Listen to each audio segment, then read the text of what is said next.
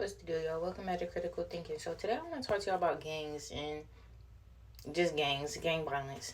So with that, y'all, you have to understand where gangs come from. So primarily when I talk about gangs, I'm talking about, well, really all of them, but the most prominent ones are Crips and Bloods. A lot of people don't really know the true meaning or where this actually came from, y'all.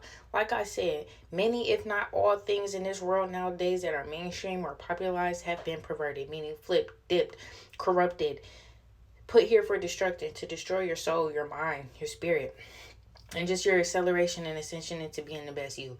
So, Bloods and Crips originally started off a part of the Black Panthers. They were a group in the Black Panthers, but then they split apart and became their own groups. Still a part of Black Panther, though, in fighting for rights, fighting for people's liberty, freedom, things like that.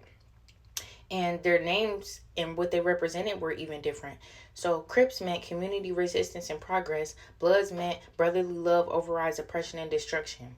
Now look at it now. Look at what people are doing now as a Crip, as a Blood. Completely perverted, completely corrupt, completely the opposite of what they originally stood for, which they originally stand for. And this is why, y'all, we have to learn for ourselves. Break away from these systems. Break away from the history.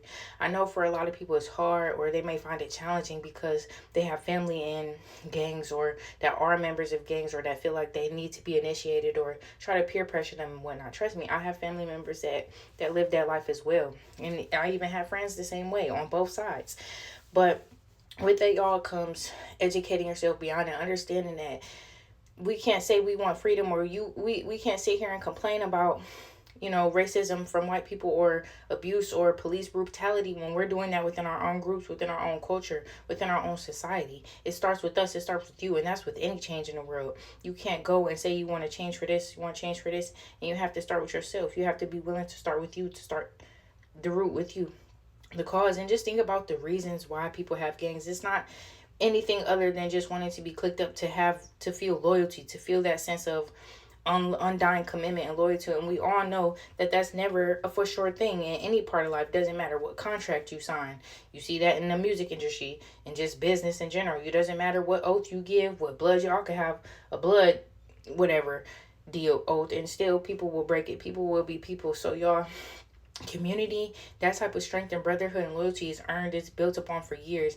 And with that, we don't need gangs to do that. We just need, what I said, community. It doesn't have to have a label on it. We don't have to go against each other. And like I said, y'all, how are we different than anybody being racist when we're fighting, killing each other, beefing with each other over colors? Over colors, because that's what it is. Same thing with race, same thing with sexuality, same thing with most things in this world.